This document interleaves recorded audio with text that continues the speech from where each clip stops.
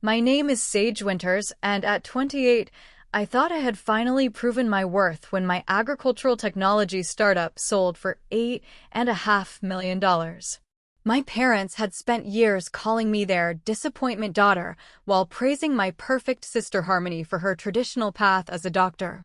But when I walked into our family reunion last month, expecting finally to earn their respect, I discovered something that shattered everything I believed about my family. What I found in my father's study that night would expose decades of lies and forever change who gets the last laugh. But before we dive into this wild family revenge story, I want to know, where are you watching from? Drop your location in the comments below. And if you love stories about karma coming full circle and family secrets exploding, smash that like button and subscribe because this tale has more twists than you can imagine. Trust me, you will want to see how this unfolds. Growing up in the Winters household meant living under a microscope of constant comparison. My parents, Dr. Richard Winters and Professor Elena Winters, both held prestigious positions at Stanford University. Dad ran the agricultural research department while Mom taught molecular biology. They had built their entire identity around academic excellence and traditional success metrics. From childhood, they made it crystal clear that Harmony was their golden child. She followed their prescribed path perfectly: valedictorian, pre-med at Harvard, residency at Johns Hopkins, and now a successful cardiologist married to another doctor. Meanwhile, I chose to study sustainable agriculture at UC Davis, which they considered playing in dirt rather than pursuing real science. When I dropped out junior year to start my agricultural technology company, they were mortified. Dad literally said I was throwing away my brain on hippie farming nonsense. Mom stopped mentioning me to her colleagues entirely. Family gatherings became exercises in enduring lectures about how I was wasting my potential, while Harmony received endless praise for her achievements. For 6 years, I poured everything into developing precision irrigation systems using artificial intelligence and soil sensors. My technology could reduce water usage by 40% while increasing crop yields by 25%. But to my parents, I was just their embarrassing daughter who played with computers and dirt instead of saving lives like Harmony. The breakthrough came when AgriCore Industries offered to acquire my company for $8.5 million. Suddenly, agriculture publications were calling me an innovator. The Department of Agriculture invited me to speak at their sustainability summit. Everything I had worked for was finally paying off. I decided to surprise my family at our annual reunion in Napa Valley. They owned a beautiful vineyard estate that had been in Dad's family for generations.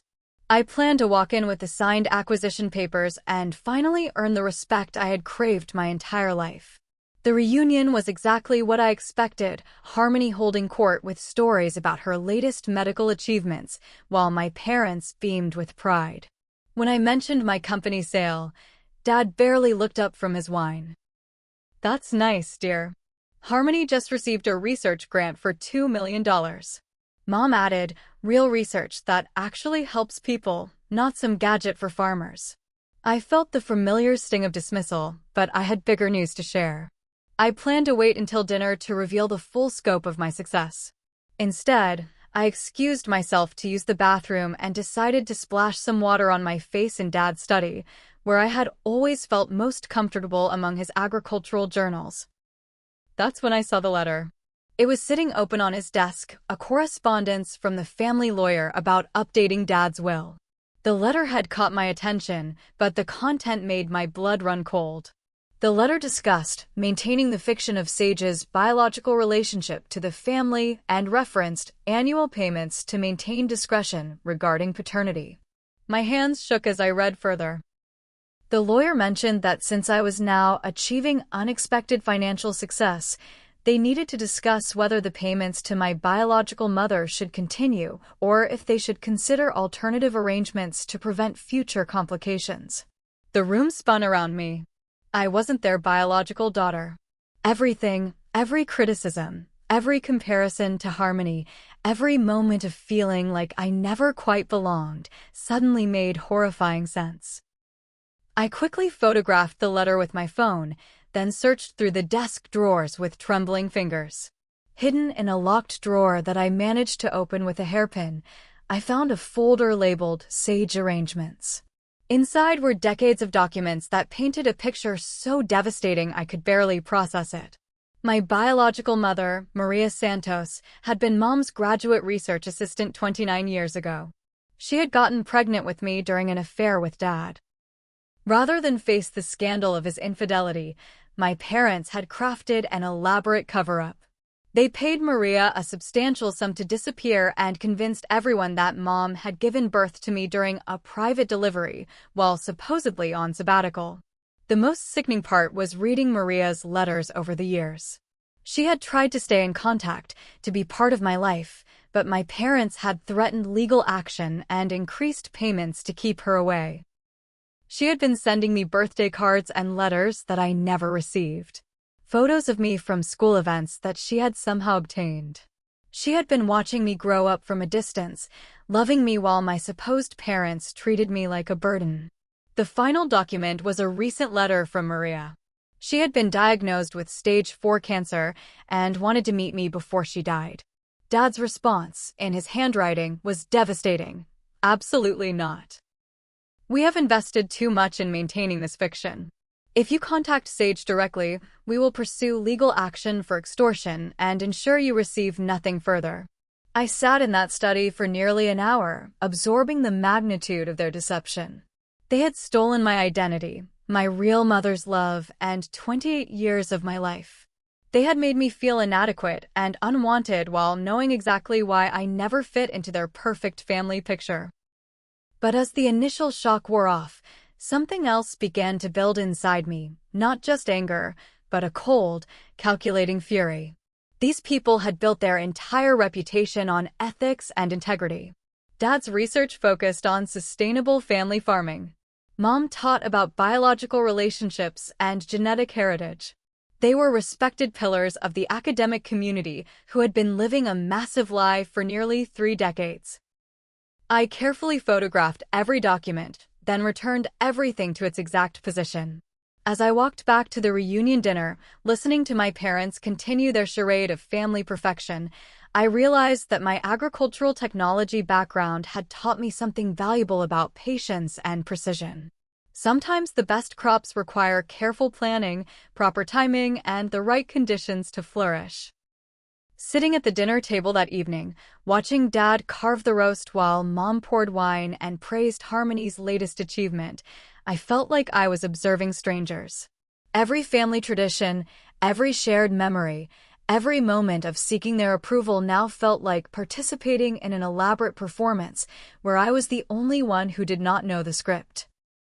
Harmony was describing her upcoming presentation at a cardiology conference when Dad turned to me with that familiar patronizing smile.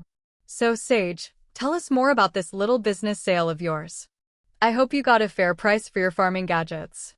The condescension that had always made me feel small now struck me differently. I smiled back, my voice steady. "Oh, just $8.5 million. Nothing compared to Harmony's $2 million grant, of course." The silence was immediate and complete. Mom's wine glass stopped halfway to her lips. Harmony's mouth fell open. Dad's carving knife hovered above the roast. "Did you say 8.5 million? Mom asked faintly. $1 million, I confirmed, watching their faces carefully. AgriCore Industries acquired my precision irrigation technology. Apparently, my farming gadgets are going to revolutionize sustainable agriculture across North America." The scramble to recover was almost comical. Suddenly, I was brilliant, visionary, ahead of my time. Dad started talking about how he had always believed in agricultural innovation. Mom mentioned that she had always seen my potential. Harmony, to her credit, seemed genuinely happy for me, though clearly shocked. But I was no longer interested in their approval. I had spent 3 decades believing that their lack of acceptance reflected some failing in myself. Now I understood that their rejection had nothing to do with my worth and everything to do with their guilt and fear. After dinner, I excused myself early, claiming exhaustion from the acquisition negotiations. But instead of going to my childhood bedroom, I drove to a hotel in downtown Napa and spent the night researching everything I could find about Maria Santos. What I discovered broke my heart and fueled my resolve. Maria had been a promising researcher, working on sustainable farming techniques for developing countries. Her affair with Dad had destroyed her academic career. After my birth, she had struggled financially while trying to complete her degree as a single mother who had given up her child. Despite the payments from my parents, she had lived modestly, working as a high school science teacher in Fresno. She had never married, never had other children. The photos I found online showed a woman with my eyes and my stubborn chin, teaching teenagers about plant biology with the same passion I brought to my agricultural technology. The recent photos were heartbreaking. She looked frail, older than her 52 years, but she was still teaching right up until her diagnosis.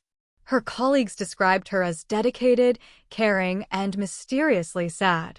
One article about her retirement mentioned her hope to reconnect with family before it was too late. I called the hospital Monday morning. Maria Santos is not accepting visitors except for immediate family, the nurse informed me. I am her immediate family, I said, my voice breaking slightly. I am her daughter. The pause was long. Miss Santos mentioned she had a daughter. She will be so happy you called. She has been asking about you every day. The drive to Fresno felt endless. I had crafted detailed plans for exposing my parents' deception, but meeting Maria suddenly felt more important than revenge. This woman had loved me from a distance for 28 years. She was dying, and I had lost decades we could have spent together. Maria was awake when I arrived, propped up in her hospital bed reading a scientific journal. The moment our eyes met, we both knew. She had my determined expression, and I had her gentle smile. Sage, she whispered, reaching out with a trembling hand. You look exactly like I imagined. I took her hand, and 28 years of missing pieces clicked into place. Why did you never fight harder to see me? Her eyes filled with tears. I tried, sweetheart. But they had lawyers and money and reputation. I was just a graduate student who had made a terrible mistake. They convinced me that staying away was what was best for you. They said you were happy and thriving, that contact with me would only confuse and hurt you. I was never happy, I told her honestly. I always felt like I did not belong.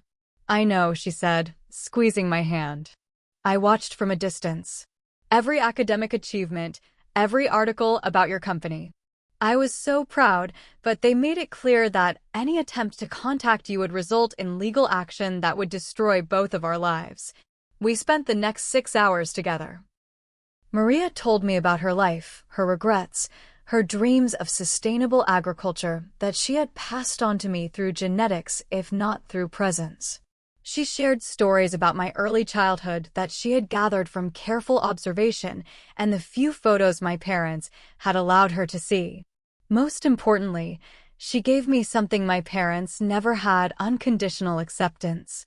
She did not care about my business success or lack thereof. She loved me simply for being her daughter. There is something I need to tell you, Maria said as visiting hours were ending. I kept copies of everything. Every document, every payment, every correspondence. I knew that someday you might need to know the truth. She directed me to a safety deposit box in her bank.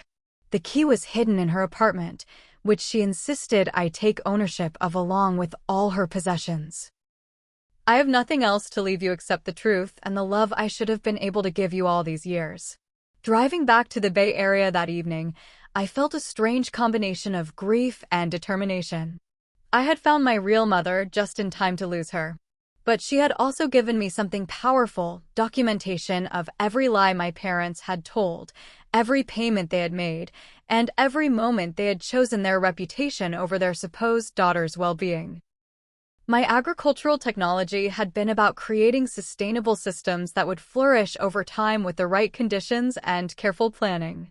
As I pulled into my apartment complex in Palo Alto, I realized that I was about to apply those same principles to justice.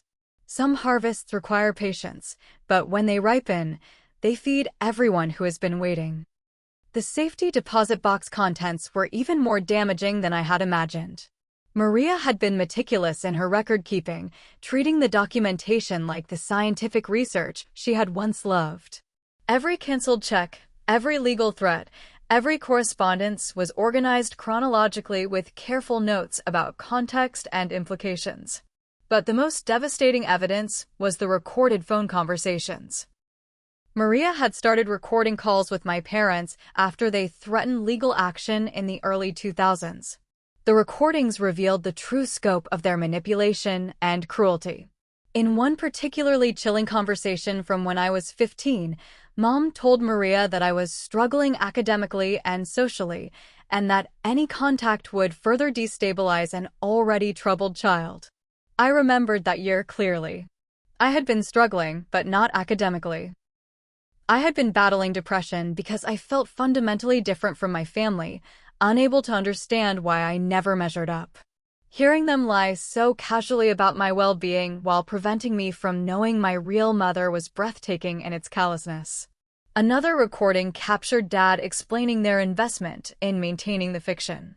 We have built our entire family reputation around Elena's biological motherhood and our perfect family image.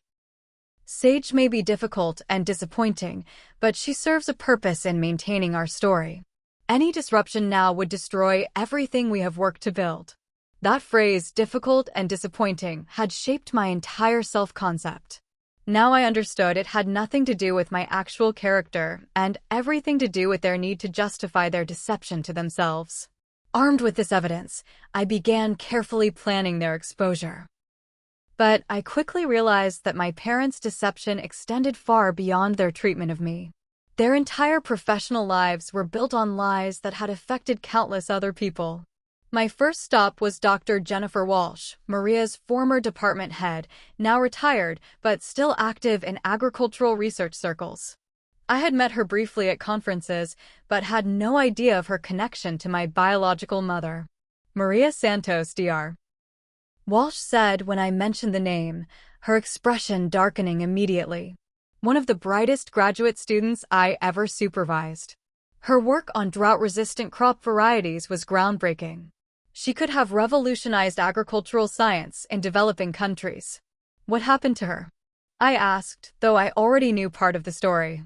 She had an affair with a married professor and got pregnant. The scandal destroyed her career prospects. The father was Dr. Richard Winters, though the university administration hushed that up to protect his reputation and marriage. Maria was essentially forced out of academia. Such a waste of brilliant potential. I took a deep breath. Dr. Walsh, I need to tell you something that might be difficult to hear. Maria Santos was my biological mother. The conversation that followed was illuminating and infuriating. Dr. Walsh explained how the university had sacrificed Maria to protect Dad's career and reputation. They had denied her recommendation letters, blocked her from presenting her research at conferences, and ensured that her academic prospects disappeared completely. Your father went on to build his entire career on agricultural sustainability research, Dr. Walsh said bitterly. He received grants and recognition for work that built directly on research Maria had started. Meanwhile, she was teaching high school science and could never get the resources to continue her groundbreaking work. This revelation added another layer to their betrayal. Not only had they stolen my identity and my relationship with my real mother, but Dad had apparently built his professional success partially on research that Maria had begun. Dr. Walsh became my first ally in seeking justice. As a respected emeritus professor, her word carried significant weight in academic circles. She also connected me with other faculty members who remembered Maria and had always wondered about the circumstances of her departure. My second strategic move was reaching out to investigative journalist Rebecca Chin, who specialized in exposing academic fraud and misconduct.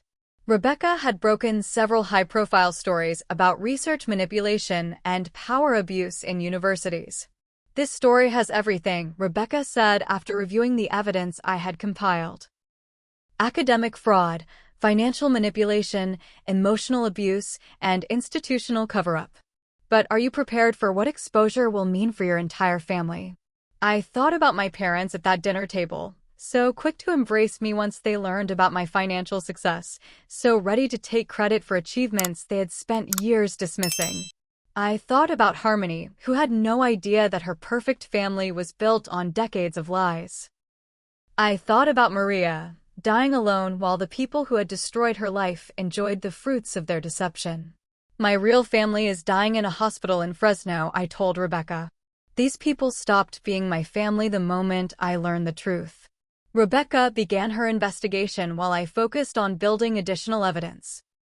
I hired a private investigator to document the financial trail of payments to Maria and to research whether there were other instances of misconduct in Dad's career.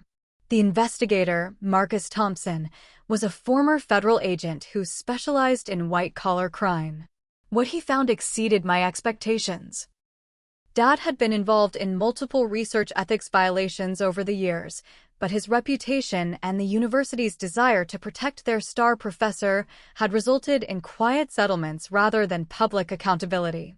Your father has a pattern, Marcus explained during our meeting. He uses his position to exploit vulnerable people, graduate students, junior faculty, research assistants. He takes credit for their work and destroys their careers when they become inconvenient. The university administration has been complicit in covering up his behavior for decades. Marcus had found evidence of at least 3 other women whose careers had been damaged by Dad's misconduct.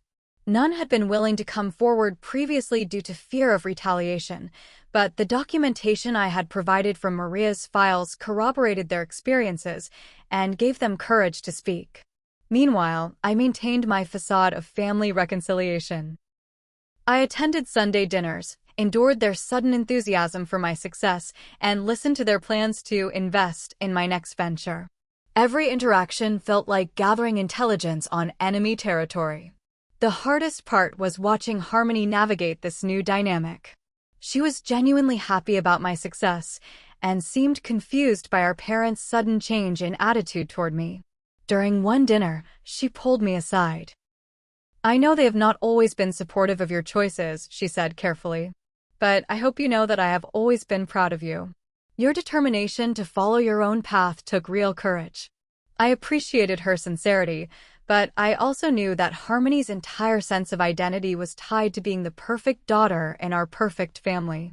When the truth came out, it would shatter her world as completely as it had shattered mine. 3 weeks into my investigation, I received a call from the hospital. Maria had taken a turn for the worse. I drove to Fresno immediately, spending what would be her final days holding her hand and sharing stories about the life we could have had together. I need you to promise me something, she whispered during one of her lucid moments.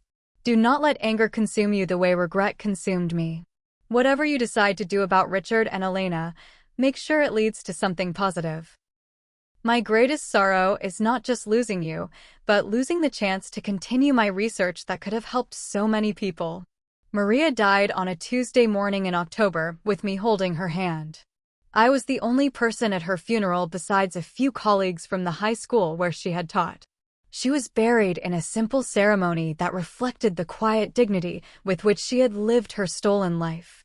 As I stood at her graveside, I made 2 promises. First, I would ensure that her research legacy was preserved and continued. Second, I would make certain that the people who had destroyed her life faced consequences proportional to the damage they had caused. The time for patience and planning was over. Now it was time for the harvest to begin, and I intended to make sure that everyone involved would reap exactly what they had sown. Are you ready to see how this all comes crashing down? Because what happened next showed me that sometimes the best revenge is simply letting the truth speak for itself. But I want to pause here and ask, have you ever discovered something about your family that completely changed how you saw your entire life? Let me know in the comments, because what I am about to share will show you exactly why timing is everything in family drama. 2 weeks after Maria's funeral, I put my plan into motion. The timing was perfect. Dad was scheduled to receive a Lifetime Achievement Award from the American Agricultural Research Association at their annual conference. The ceremony would be attended by hundreds of academics, industry leaders, and journalists. It would also be live-streamed to thousands of agricultural professionals worldwide. Rebecca Chin had spent weeks verifying every piece of evidence and building an airtight story. Marcus Thompson had compiled financial records showing the systematic payments to Maria and documented Dad's pattern of research misconduct. Dr. Walsh had connected us with other victims who were finally ready to speak publicly. But I wanted more than just a news story. I wanted Dad to experience the same professional humiliation that Maria had endured, in front of the same academic community that had enabled his behavior for decades. The morning of the conference, I attended the family breakfast that Mom had organized to celebrate Dad's upcoming honor. They were both glowing with pride and anticipation. Dad wore his best suit and spoke excitedly about his acceptance speech, which would focus on family values in agricultural research and building sustainable legacies for future generations. The irony was so thick I could barely swallow my coffee. "I'm so proud to be here supporting you today, Dad," I said, meaning every word in a way he would never understand. At the conference center, I took my seat in the front row of the auditorium. Harmony had flown in from Chicago for the ceremony and sat beside me, beaming with family pride.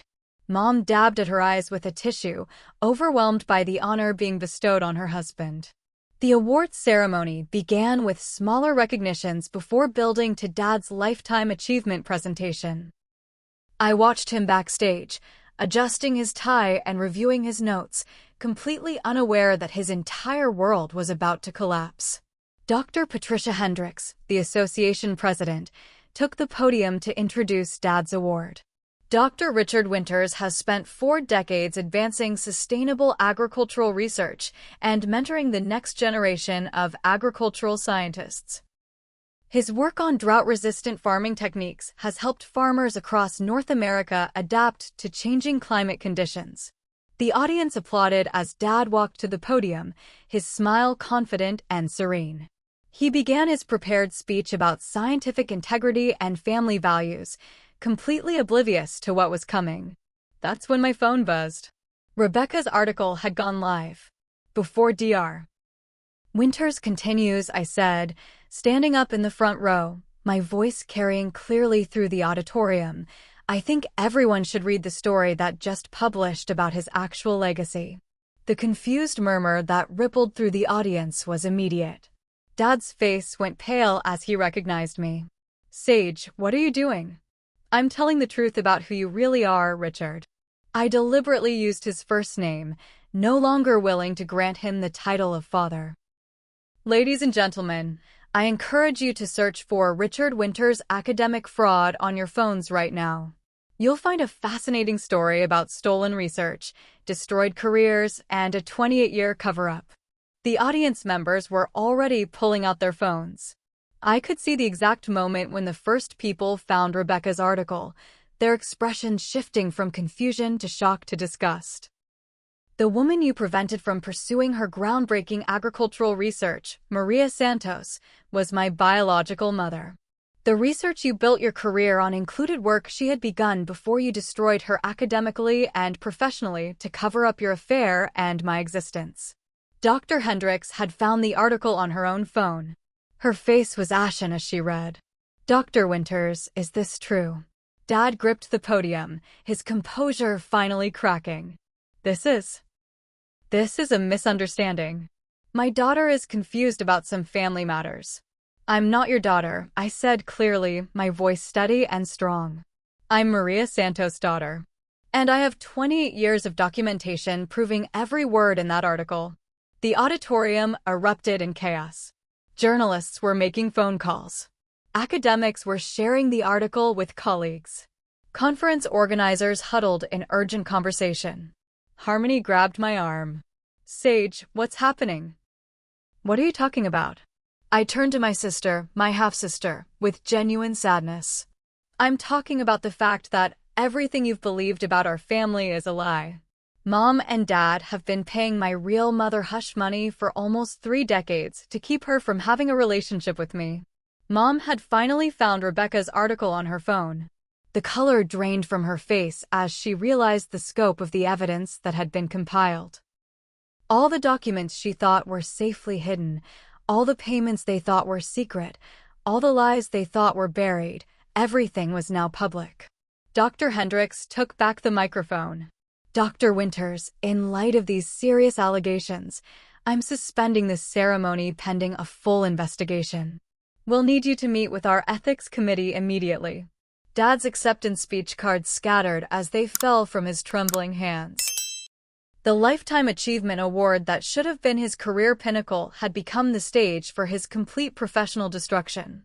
As security escorted my parents from the auditorium, Dad turned back to look at me one final time. The confident, condescending man who had dismissed my achievements for 28 years was gone. In his place stood someone who finally understood that actions have consequences and that the truth always finds a way to surface. You have destroyed our entire family, he said, his voice breaking. No, I replied calmly. I revealed the family you destroyed 28 years ago. I just made sure everyone else could see it too. The aftermath was swift and merciless. Within hours, the story was trending on social media. Agricultural research publications picked up the story. The university announced an immediate investigation into Dad's conduct and research integrity.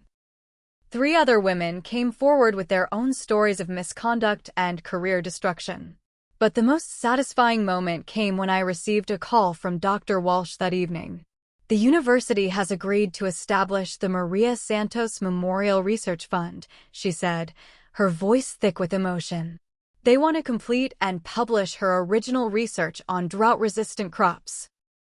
They're also offering full scholarships for graduate students from underrepresented communities who want to study sustainable agriculture. Maria's legacy would finally receive the recognition it deserved. Her research would help the farmers and communities she had always wanted to serve. The work that Dad had built his career on would now bear her name and carry forward her vision. That night, I sat in my apartment looking at the framed photo I had taken from Maria's hospital room. The two of us together during those precious final weeks. I had promised her that I wouldn't let anger consume me, that whatever I did would lead to something positive. Mission accomplished. The 72 hours following the conference were a masterclass in how quickly a carefully constructed life can unravel when the foundation is built on lies. Dad's Lifetime Achievement Award was formally rescinded. The university placed him on administrative leave pending their investigation. The Department of Agriculture suspended his research grants. Professional organizations began reviewing his membership status. But the personal destruction was even more complete than the professional consequences. Harmony called me Wednesday morning, her voice raw from crying. I read everything. All of it. How long have you known? About 6 weeks, I admitted. I found documents in Dad's study during the reunion. Why didn't you tell me privately first? Why did it have to be so public? The hurt in her voice was genuine, and I felt a pang of guilt about the collateral damage my revelation had caused. But then I remembered Maria dying alone while our parents lived their comfortable lie, and the guilt faded. Because private conversations wouldn't have achieved justice for Maria or the other women Dad hurt, I explained. This was never about embarrassing the family. It was about accountability for decades of abuse and making sure no one else gets hurt. Harmony was quiet for a long time. Finally, she said, I keep thinking about all the times they compared us. All the times they made you feel inadequate. I thought they were just demanding parents. I didn't realize they were punishing you for existing. You couldn't have known, I told her, meaning it. You were living the life they wanted you to live. I was living the reminder of their biggest lie. What happens now? Between us, I mean. That was the question I had been wrestling with since the truth came out. Harmony was innocent in all of this, but she was also the symbol of everything I could never be in our parents' eyes. Our relationship had been built on a foundation that no longer existed. I don't know, I said honestly. I need time to figure out who I am when I'm not the disappointment daughter anymore. The phone calls from my parents started Tuesday evening and continued for days. I didn't answer any of them, but the voicemails painted a picture of people watching their entire world collapse in real time. Dad's messages started with anger and denial, progressed through bargaining and justification, and eventually landed on something that might have been genuine remorse. In his final voicemail, left Friday night, his voice was barely recognizable. "Sage, I know you'll probably never forgive us. I know we don't deserve forgiveness. But I need you to understand that we convinced ourselves we were protecting you. We told ourselves that keeping you from Maria was what was best for everyone. We were wrong about everything, but we never meant for you to get hurt." Mom's messages followed a similar trajectory, but included more specific attempts at explanation. She talked about being a young professor terrified of scandal, about feeling like they had gone too far to turn back, about watching me succeed despite their treatment and feeling proud even though they couldn't show it. "I know saying we're proud of you now sounds empty after everything," she said in her final message. "But watching you build your company, seeing you become successful and independent, we always knew you were special. We just couldn't admit it, because admitting it meant confronting what we had done to your real mother." I saved all the voicemails, but didn't respond to any of them. They would have to live with the consequences of their choices, just as Maria had lived with the consequences of theirs for 28 years. The media attention was intense, but manageable.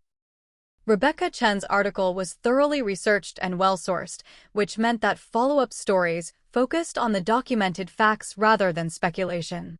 I gave one television interview to a local news station, mainly to ensure that Maria's story was told accurately and that her research legacy was properly highlighted. The most difficult part of the aftermath was dealing with the broader family and social circle. Cousins, family friends, and professional acquaintances who had known me my entire life suddenly had to reconcile their understanding of the Winters family with the explosive revelations about our true dynamics. Some people were supportive and understanding.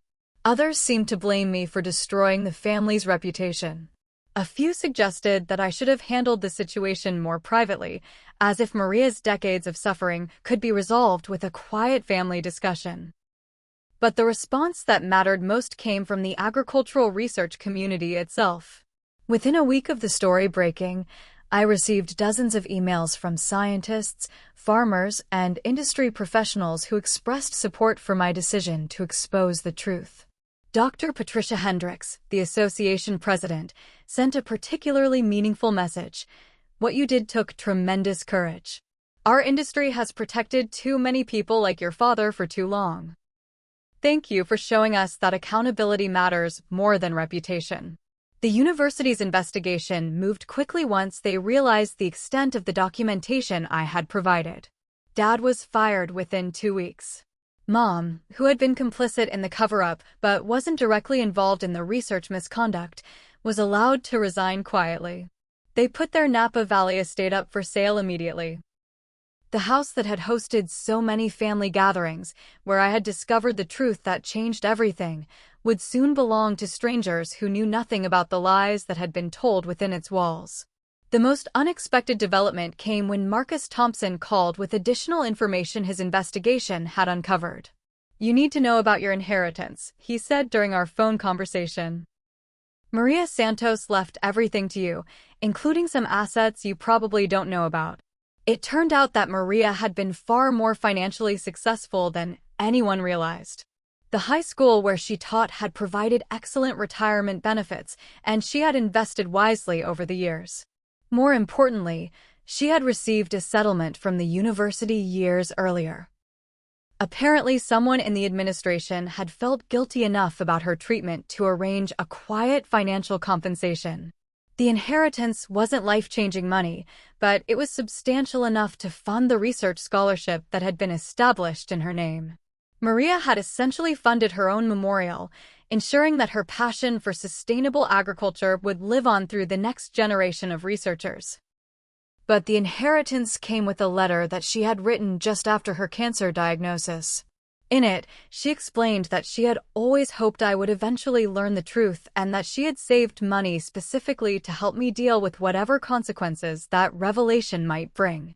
"I know that learning about our relationship will probably mean losing the only family you've ever known," she wrote. "I hope this money can help you build the life and family you deserve, surrounded by people who love you for exactly who you are. Reading that letter in my empty apartment, I finally understood that Maria's greatest gift to me wasn't the inheritance or even the truth about my parentage. It was showing me what unconditional love actually looked like. 6 months after the conference that changed everything, I stood in the greenhouse laboratory of the newly established Maria Santos Research Center, watching graduate students test drought-resistant seed varieties that were based on her original research notes. The university had not only funded the research center, but had also issued a formal apology acknowledging their role in suppressing Maria's work and enabling Dad's misconduct. Dr. Jennifer Walsh served as the center's director, bringing 4 decades of agricultural research experience to the role.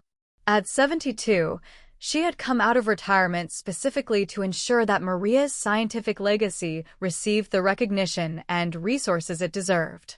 "Your mother would be amazed by this," Dr. Walsh said, joining me as we watched the students carefully document their experimental results.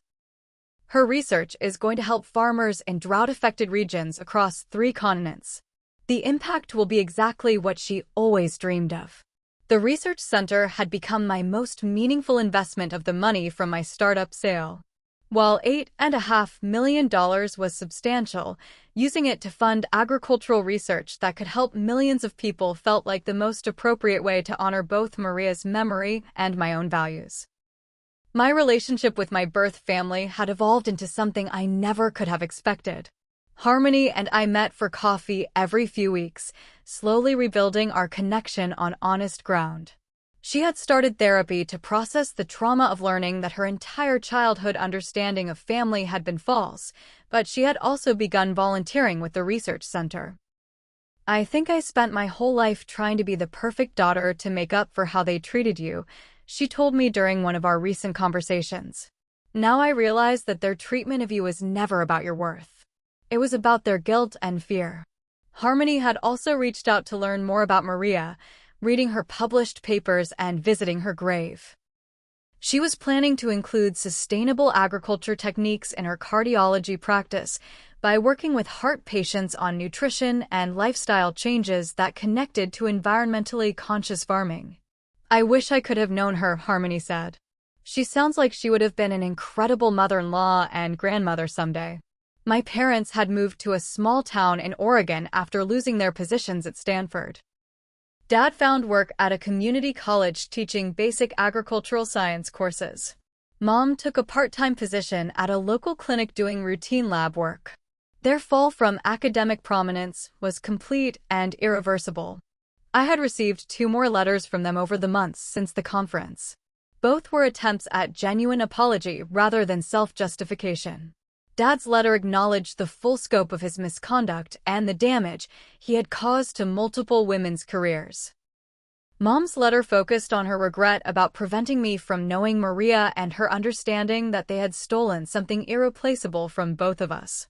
I had not responded to either letter, but I had not thrown them away either. Forgiveness felt impossible, but letting go of anger felt necessary for my own peace of mind. The most unexpected development in my personal life had been meeting David Chin, Rebecca's younger brother, who worked as a sustainability consultant for agricultural cooperatives. He had reached out after reading his sister's article about my story, initially to discuss potential collaboration between his clients and the research center. Our professional relationship had evolved into something deeper over the months. David understood the complexities of family loyalty and professional integrity in ways that most people couldn't. His own parents had immigrated from Taiwan and built successful careers in engineering, and he had seen firsthand how family expectations could both motivate and constrain personal growth. "What I admire most about what you did," he told me during a recent dinner, "is that you chose truth over comfort. Most people would have taken the money from your startup and tried to forget what you learned about your parents. You chose justice for someone who couldn't fight for herself anymore." David had also introduced me to his extended family network, which included several agricultural researchers and farmers who were implementing sustainable practices. For the first time in my life, I was surrounded by people who understood both my professional passion and my personal values. But the relationship that had surprised me most was the friendship I had developed with Marcus Thompson, the private investigator who had helped gather evidence about Dad's misconduct. Marcus had grown up in foster care and understood what it meant to create family from choice rather than genetics. Blood doesn't make family, he had told me during one of our regular check-in conversations. Love, respect, and commitment make family. You've built more real family in 6 months than some people build in a lifetime. Marcus had also helped me connect with 2 of the other women whose careers Dad had damaged. Together, we had formed an informal support network for people dealing with the aftermath of academic misconduct and professional retaliation. The connections had been healing for all of us, transforming individual trauma into collective advocacy. The agricultural technology company I had sold was thriving under AgriCore's management, and my precision irrigation systems were being implemented across North America exactly as projected. But more importantly, the research center was developing technologies that would make sustainable farming accessible to small-scale farmers in developing countries. Last month, I received a letter from a farming cooperative in Kenya that was testing seed varieties developed from Maria's research. The farmers reported crop yields that exceeded expectations even during a drought year, exactly the kind of real-world impact that Maria had always hoped her work would achieve. Standing in the research center greenhouse on this particular afternoon, I thought about the journey from that moment in Dad's study when I discovered the truth to this moment of seeing Maria's dreams realized. The path had been painful and destructive, but it had also been necessary. My phone buzzed with a text from Harmony, watching the news segment about the research center. Mom and I are both crying happy tears. Maria would be so proud. I had learned that justice doesn't always look like punishment or revenge. Sometimes justice looks like truth-telling and legacy building. Sometimes it looks like making sure that suppressed voices finally get heard and that interrupted dreams get completed by the next generation. As I watched the graduate students carefully tending Maria's experimental crops, I realized that I had finally found my place in the world. Not as the disappointment daughter trying to earn approval, but as Maria Santos' daughter carrying forward her vision of sustainable agriculture that could feed the world while protecting the environment. Have you ever had to choose between family loyalty and doing what you knew was right? Have you discovered that sometimes the family you choose treats you better than the family you were born into? I would love to hear your stories about finding your real family and standing up for justice even when it costs you everything you thought you wanted. Drop your thoughts in the comments below, and if this story resonated with you, please hit that like button and subscribe for more stories about karma, justice, and finding your true family. Share this video with anyone who needs to hear that blood doesn't always make family, but truth and love always make a difference. Thank you for taking this journey with me, and remember that sometimes the greatest gift you can give someone is simply telling their story and making sure their legacy lives on.